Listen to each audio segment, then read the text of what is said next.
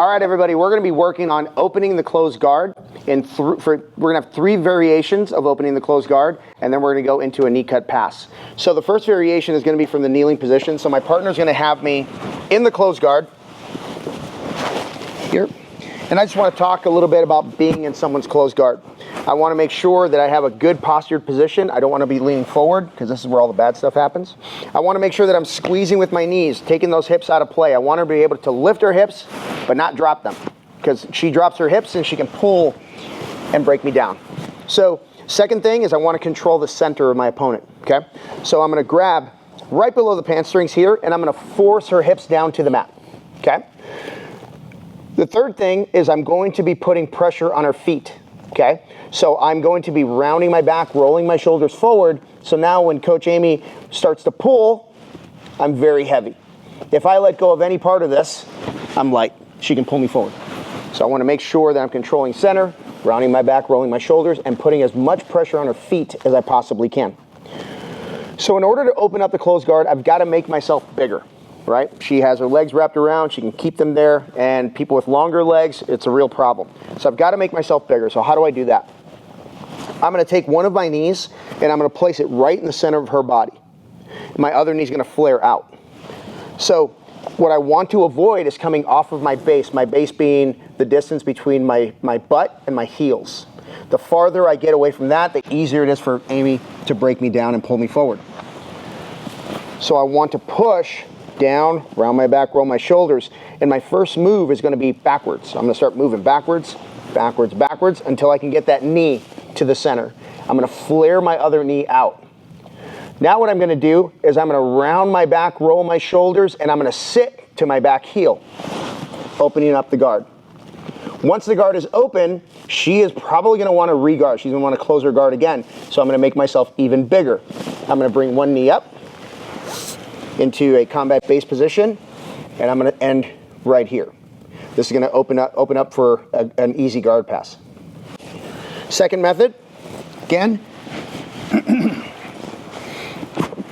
controlling center.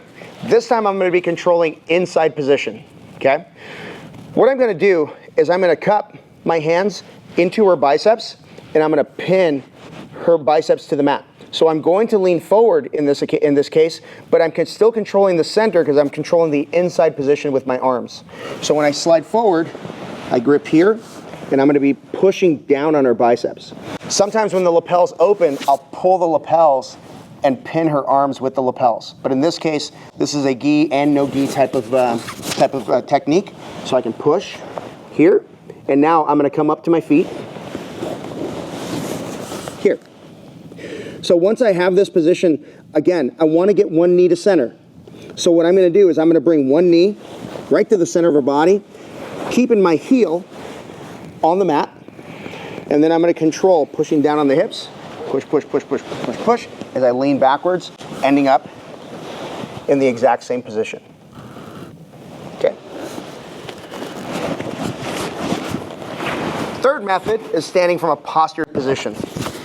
Okay, before we go into this one, I'm doing them all from the same angle, but I'm going to do 3 different angles with all of them also, okay? So, third one is getting into a completely postured position. So instead of having this angle with my body, I'm going to be standing straight up. A couple things we need to talk about when you're standing up. If you bring your feet next to your partner's hips here, she can easily grab your ankles and sweep you, so you got to be aware of that. As you're standing up, there's a point where she's able to break you down, so you've got to be aware of that. So how do we avoid those things? Well, number one, I've got to make sure that I have control of at least one of her arms. So this is going to happen when she has a collar grip. I'm going to break the collar grip here, and I'm going to pin her arm to her body. Just like I would in no-gi, I'm grabbing the wrist and grabbing the hand and pinning this hand down. So I'm going to step up on this side, the same side where I have the arm controlled, because she can't hook my leg like she could if I stood on this side. Now, instead of stepping forward and having my foot right next to her hip, I'm going to dig my toes into the mat, and I'm going to lunge here. Now again, making myself bigger, turning, pushing down on the knee. Now I end up in the exact same position. So 3 different positions, achieving the same result. So So now that we've got the guard open, we're going to go into our knee cut pass. Knee cut pass is very simple, but there are a lot of problems along the way that we have to solve. So as we're knee cut passing, we're trying to eliminate defenses before they happen. So as my partner is on the mat and we have the guard open, the first thing I need to work on is controlling her feet and her knees. So I want to have my elbows to the inside position. So what I typically do is I'll grab the pant legs here. As soon as I open up the guard, I want to go to the pant legs, because what she's going to do is she's going to put her feet on my hips. And in order to disengage those feet, I can work my elbows in and start disengaging the feet this way. I'm leaning towards my front knee. I don't want to lean back. This opens up too many gaps. And I want to avoid this. I want her to take away her ability to pummel. So what I'm going to do is I'm going to work the inside position and I'm going to be pushing in. So when she goes to pummel, I still have my elbows that I can flare and stop her from pummeling to the inside. Now, I have my left knee up, which means I'm going to pass to her left in a knee cut position. So what I want to do is I'm going to let go of the grips that I have on the pants one at a time. The first grip is going to be this top knee here. I call this top because I'm leaning in this direction. This knee is higher than the other. And I'm going to place that hand right on her hip here. And notice I have my elbow and my knee connected at this position, in this position. Now I'm going to drive my knee across her leg here and step over this foot. Very important checkpoint here is I went from my knee and my elbow connected to my hip and my elbow connected. And I'm leaning towards my partner here. I've got her knees pointed in two different directions, and I've got her leg pinned with my foot behind the hamstring and my knee in front of the quad, more going towards her armpit. What typically happens from here is the opponent will frame. They frame on the outside because there's not a lot they can do. They got to buy a little time so they can create some space and get the knee shield in. We'll talk about that in a minute. So what I want to do is I want to pummel my hand to the inside here, and I want to grab her tricep, and I'm pinching her hand into my armpit. I'm going to slide my knee through as if I'm going into like a baseball slide. At the same time, I'm bringing my elbow around her hip, and I'm leaning towards her far shoulder. Now I sit out in a very low position here. I don't want to be up. Okay, she can build a frame, start sitting up, overtake. So I'm leaning forward, driving my head position towards her far shoulder. Now at this point, we're ready to go chest to chest and complete our guard pass and go into side control. However, she still has this elbow in play. This elbow can easily push into my hip. So if I start turning towards her, she can push, create space, recover her guard. So any guard pass, what I have to do is I have to get her spine going in two directions. If she turns towards me, her spine is completely aligned and she's very strong from here. She can get elbow, she can get knees in, she can push away, and this is going to be a problem. So what I want to do is she's going to be turning towards me, so I'm not going to be able to do anything about her lower spine at this point, so I'm going to work on the upper spine. So the same arm that I have trapped at this tricep, I'm going to reach up and grab sleeve. And I'm going to push this sleeve across her body this way. So when she's turning her knees towards me, her upper body is going the opposite direction.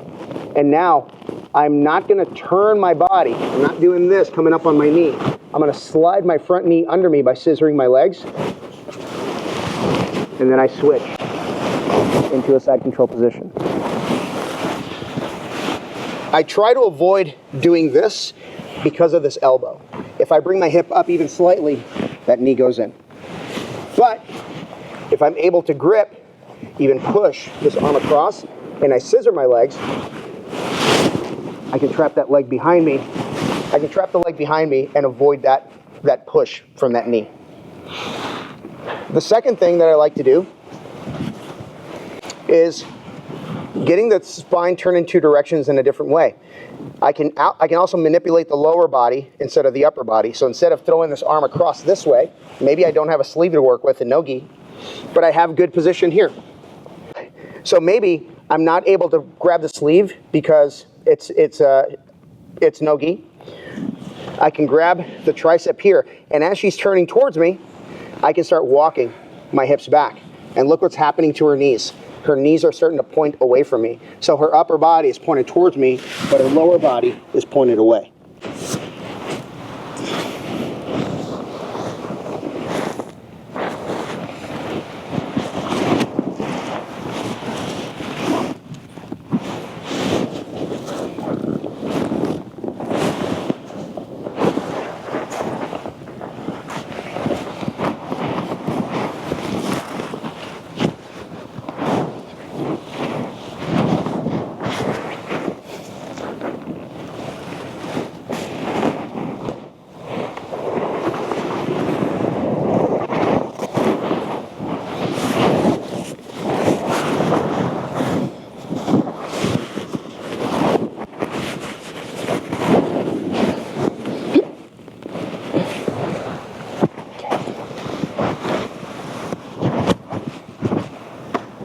And that's the closed guard. Knee cut pass.